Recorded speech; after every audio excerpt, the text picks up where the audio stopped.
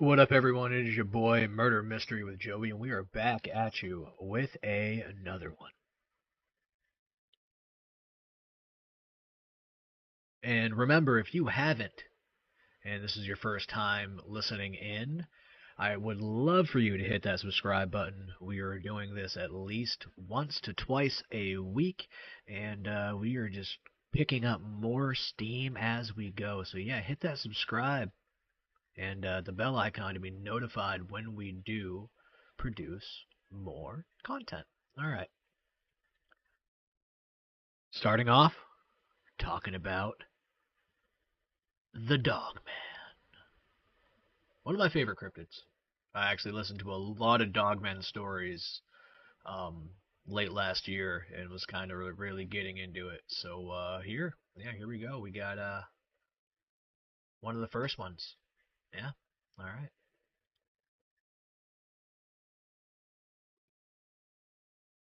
Leaves crunched loudly under Jordan's boots as he walked through the thick brush. It was dark. The only things visible were illuminated by a small flashlight he held shakily in his left hand. In the other, he held his pride and joy. Canon EOS Elan 7NE 35mm SLR, the best camera he'd ever owned. Jordan just recently bought the camera, and had come on the heels of a promotion he couldn't have afforded to miss. Thankfully, he hadn't. Working for Country Wildlife was a tough gig. He spent 3 years in the mailroom before even being considered for more serious work. Jordan would never forget walking into Mr. Denton's office that day. The gruff old man had even stood to shake his hand. Now, if only Jordan could keep from screwing it up. The problem wasn't Jordan, it was his assignment. Mr. Denton had been very clear that the only time he would be able to find a barn owl in Michigan was at night.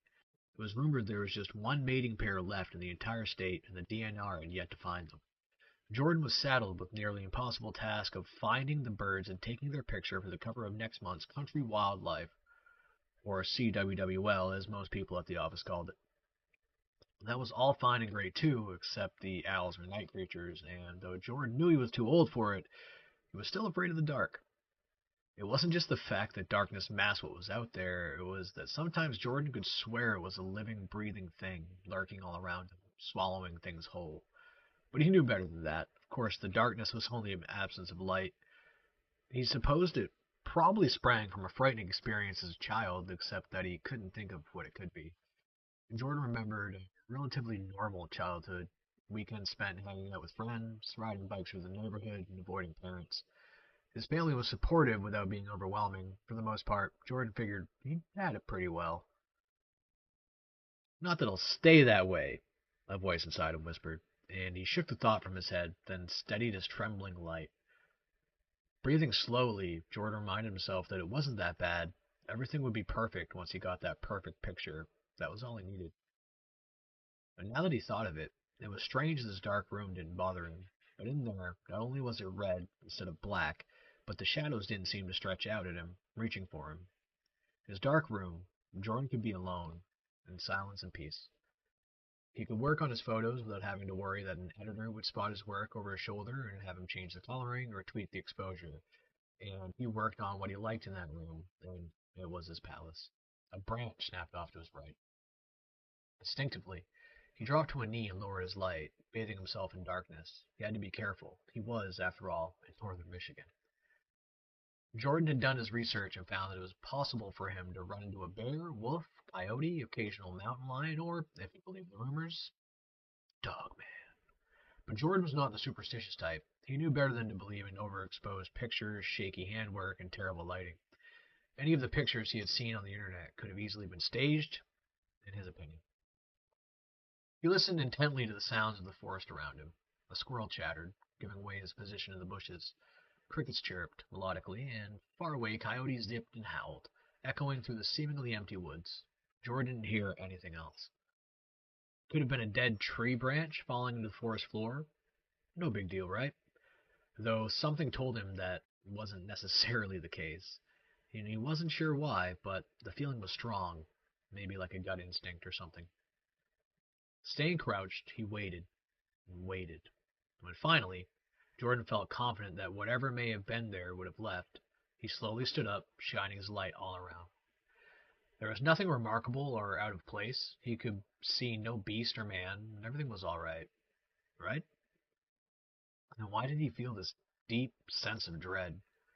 His breath came out in fast, steady plumes of large white mushroom shapes that dissipated 2 feet from his mouth. It was chilly, yeah, but he hadn't noticed just how damn cold until right now. Only a moment ago he thought of his promotion and cushy new paycheck, and now Jordan's heart raced with such fury he felt it may burst from his chest, or worse, explode. Get hold of yourself, he mumbled under his breath, tugging his jacket down to cover his exposed lower back. The culprit of his chills? Maybe. Suddenly a startling call came from ahead. It was a sound Jordan had been waiting to hear all night, the elusive barn owl. Michigan! Tonight, he would earn that promotion, though he could have sworn he had already done just that over and over, again and again. He picked up his camera from where it dangled around his neck, checking to make sure the flash was on and it was ready to shoot. Slowly, walked toward the owl. Excitement prickled up and down his neck. Jordan was surprised to find this. Never before had he snuck up on something in the dark, and he found it exhilarating. For once, he wasn't entirely afraid of the dark. Jordan half welcomed it as his own camouflage, though the other half of him remained fearful for what might come at him from the dark. Nonetheless, he clicked off the small flashlight, thrusting himself into complete darkness. Jordan slowly crept toward the hooting. This was it. He was nearly certain that he would get his shot and prove to his boss that giving him the promotion had been the right thing. Finally, he was standing beneath the tree that the call came from. It was so dark he had no idea where the owl could be sitting in the tree. Jordan would have to just start snapping pictures and hope he could get a good one before the bird decided to take flight. He lifted his camera, listening intently. "Hoo! Hoo! Hoo!" the bird called. It sounded like it was coming from about 15 feet up and off to his left. Jordan raised his camera to his face, and though it was futile because he couldn't see a damn thing, he steadied himself, then began snapping photos. The first flash was extremely bright and nearly blinding. He clicked repeatedly, excited. There was the owl. Jordan could see it in the steady flash. It looked like the right one. If he remembered right. But where was its mate? If he had to guess, Jordan would say it was out hunting while the other watched over its nest. However, something didn't quite feel right, and he couldn't put his finger on it.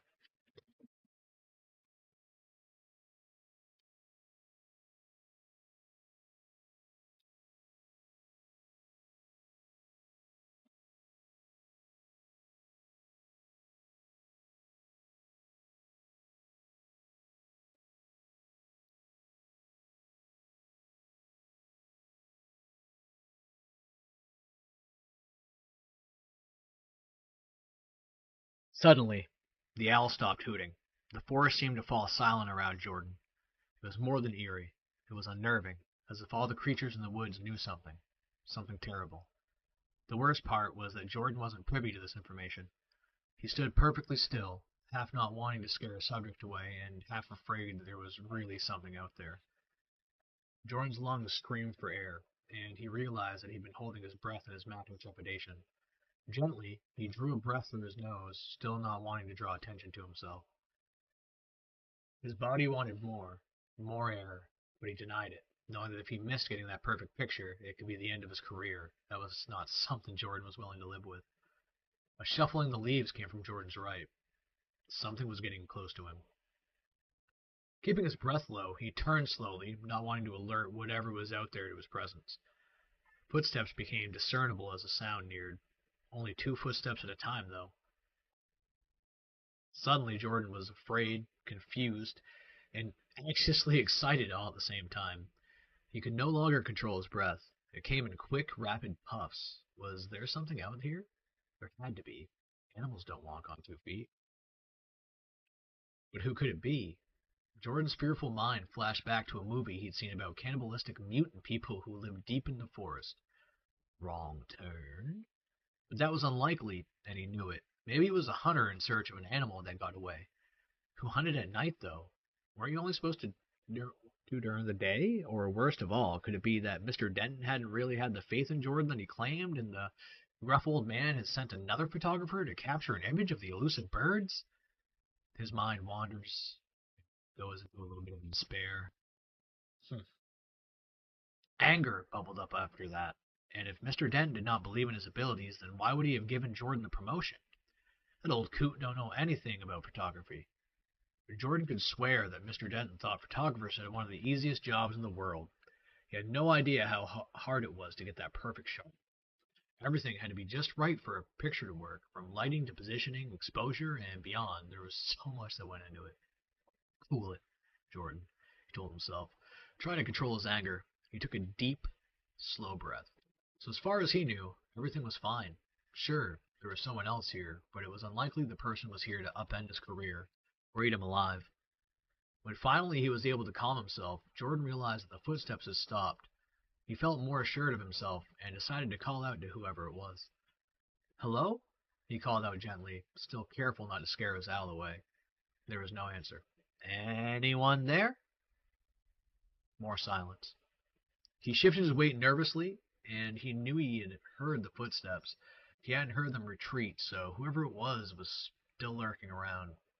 If someone's there, please answer me. A low growl came in response.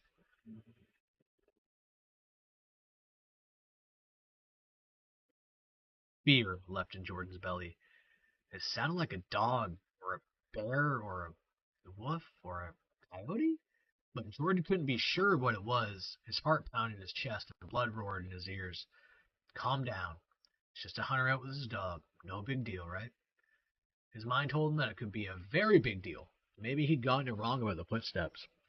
It was possible what he'd heard approach was a lone dog or wolf. The creature could be mean or rabid or extremely territorial.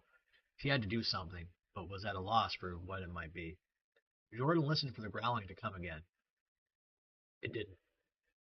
It seemed he was at a standstill with whatever animal was there. He was nearly certain now that it was an animal. A person certainly would have answered him by now. Jordan was not going to leave without getting that shot, but he was afraid to turn his back to whatever hid in the darkness. It could attack him. Minutes ticked by, and Jordan stayed still, waiting for something to happen. He was in a stalemate. He could hear the heavy, steady breathing of the creature. It sounded huge. Jordan finally mustered all his courage and raised his camera to take a picture of the animal, then thought better of it. If this animal was skittish or easily angered, the camera's flash would irritate it, and he did not want it to be trampled or mauled by a bear.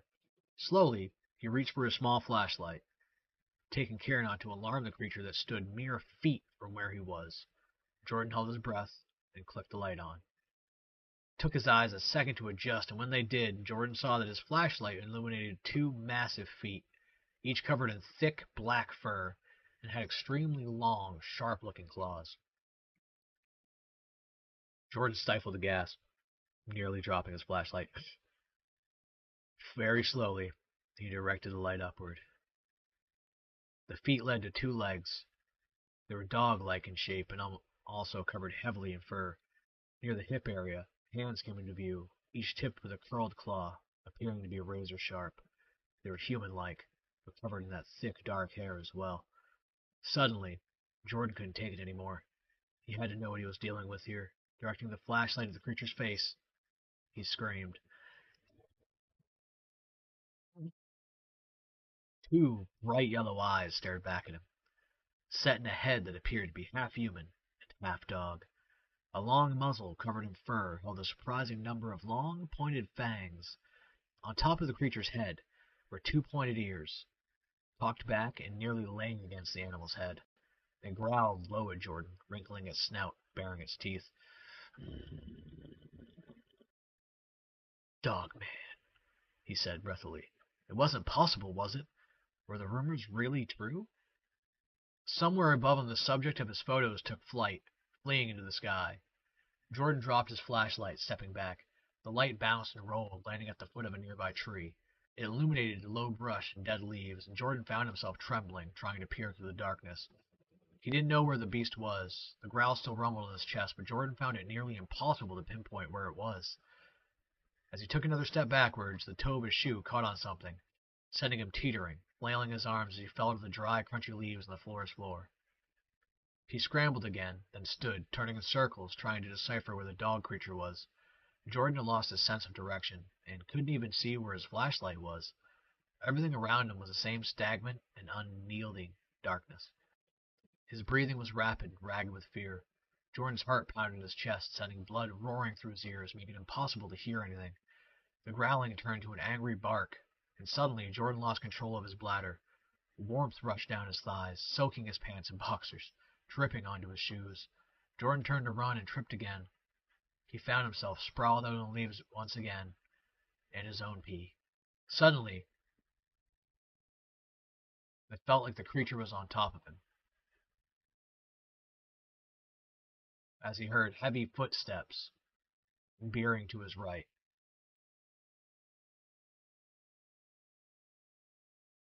Seems it was walking off. He took a breath and stood up. He looked all around in the forest and noticed that the scent that he had smelled was gone.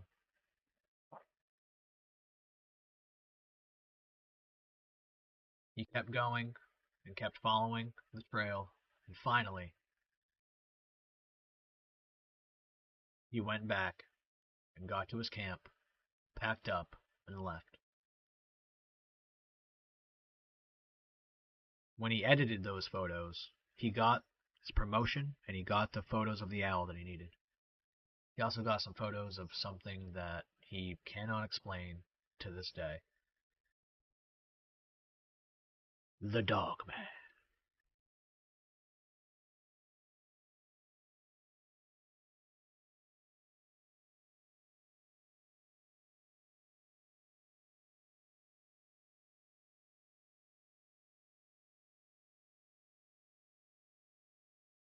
I'm a search and rescue officer for the U.S. Forest Service.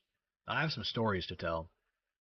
I have a pretty good track record for finding missing people. Most of the time, they just wander off the path or slip down a small cliff, and they can't find their way back. The majority of them have heard the old stay where you are thing, and they don't wander far. But I've had two cases where that didn't happen. Both bother me a lot, and I use them as motivation to search even harder on the missing persons cases I get called on. The first was a little boy who was out berry picking with his parents. He and his sister were together, and both of them went missing around the same time. Their parents lost sight of them for a few seconds, and in that time both the kids apparently wandered off. When their parents couldn't find them, they called us, and we came out to search for the area. We found the daughter pretty quickly, and when we asked where her brother was, she told us that he'd been taken away by the bear man. She said he gave her berries and told her to stay quiet, that he wanted to play with her brother for a while. The last she saw of her brother, he was riding on the shoulders of the bear man and seemed calm. Of course, our first thought was abduction, but we never found a trace of another human being in that area. The little girl was also insistent that he wasn't a normal man, but that he was tall and covered in hair like a bear, and that he had a weird face. We searched that area for weeks. It was one of the longest calls I've ever been on, but we never found a single trace of that kid. The other was a young woman who was out hiking with her mom and grandpa. According to the mother, her daughter climbed up to a tree to get a better view of the forest. She never came back down. They waited at the base of the tree for hours, calling her name before they called for help. Again, we searched everywhere. We never found a trace of her. I have no idea where she could have possibly have gone, because neither mother or grandpa saw her come down.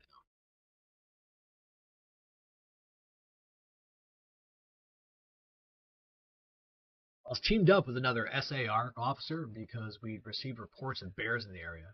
We were looking for a guy who hadn't come home from a climbing trip when he was supposed to, and we ended up having to do some serious climbing to get to where we figured he'd be. We found him trapped in a small crevice with a broken leg. It was not pleasant. He'd been there for almost 2 days, and his leg was very obviously infected. We were able to get him into a chopper, and I heard from one of the EMTs that the guy was absolutely inconsolable. He kept talking about how he'd been doing fine, and when he'd gotten to the top, a man had been there. He said the guy had no climbing equipment, and he was wearing a parka and ski pants. He walked up to the guy, and when the guy turned around, he said he had no face. It was just blank. He freaked out and ended up trying to get off the mountain too fast, which is why he'd fallen. He said he could hear the guy all night, climbing down the mountain and letting out these horrible muffled screams. That story bothered the hell out of me. Glad I wasn't there to hear it. One of the scariest things I've ever had happen to me involved the search for a young woman who had gotten separated from her hiking group. We were out late at night because the dogs had picked up her scent. When we found her, she was curled up under a large, rotted log. She was missing her shoes and pack, and she was clearly in shock. She didn't have any injuries, and we were able to get her to walk with us back to base ops. Along the way, she kept looking behind us and asking us why that big man with black eyes was following us. We couldn't see anyone, so we just wrote it off as some weird symptom of shock. But the closer we got to base, the more agitated this woman got. She kept asking me to tell him to stop making faces at her. At one point, she stopped and turned around and started yelling into the forest, saying that she wanted him to leave her alone. She wasn't going to go with him, she said, and she wouldn't give us to him. We finally got to keep her moving, but we started hearing these weird noises coming from all around us. It was almost like coughing, but more rhythmic and deeper. It was almost insect-like. I don't really know how else to describe it. When we were within sight of the base ops, the woman turns to me. Her eyes are about as wide as I can imagine a human could open them. She touches my shoulder and says, "He says to tell you to speed up. He doesn't like looking at the scar on your neck." I have a very small scar on the base of my neck, but it's mostly hidden under my collar, and I have no idea how this woman saw it. Right after she says it, I hear that weird coughing right in my ear, and I just about jumped out of my skin. I hustled her to ops, trying not to show how freaked out I was, but I have to say I was really happy when we left the area that night.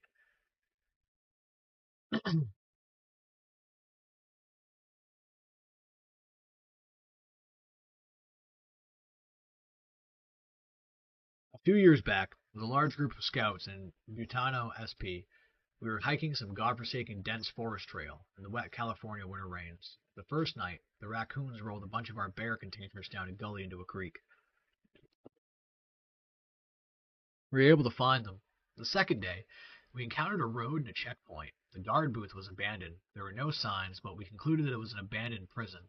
We adults would have gone in there, but we didn't want to endanger the kids, so we hiked on. Later that night, right around 1 a.m., I was awakened by the sound of a gunfire. It was about 100+ yards away, and it was not pistols. It was some very loud, sharp poppy guns. Different guns. It started off slow, and then after a dozen or so, a pause. Then more. Then it was steady for maybe 100+ or more, from several different guns. Then when the other gun stopped, the loudest one kept firing, and it wasn't full auto, but a lot of rapid-fired shots. Never got the count of the magazine between reloads, but this went on for about 20 minutes in total, then just stopped.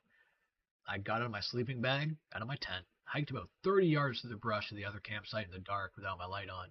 Didn't want anyone else to see me. I got to the campsite, and the kids were all still asleep, but the other adults had heard it. I had no idea what it was. Maybe pot farmers in a gunfight with intruders? Next morning, it was a topic of conversation, but most of the kids had actually slept through it. After we left and got home, I talked to the ranger, and they said that sometimes people break into the prison and use the old gun range. My other story was camping in Big Sur's Silver Peak. I was alone, but only about 5 miles from the road. I had just finished dinner and laid down to sleep. After a few minutes, I heard kind of a crunch, crunch, crunch sound that was like footsteps outside. I moved my head to try to figure out what direction they were coming from, and they stopped. Put my head back down, and a few minutes later they started again. Crunch, crunch, crunch. Again. Lifted my head to see what direction they were coming from, or whether it was close. Nothing. This cycle repeated a couple of times until I decided to turn over and open my tent flap to get a look around outside with a flashlight. I was expecting to see a person out there walking around in the dark, but I saw absolutely nothing. Heard nothing. Zipped up, put my head back down, tried to go back to sleep again. More crunch, crunch, crunch. And again, I lifted my head, stopped, tried to readjust, looked outside, I couldn't find the source. It certainly wasn't my heart, because that was thumping like mad. This kept me awake for hours that evening. I was terrified that there was something or someone out there who heard my head and stopped walking, only to continue. I thought I had fallen back asleep. Maybe past midnight, but eventually I fell asleep.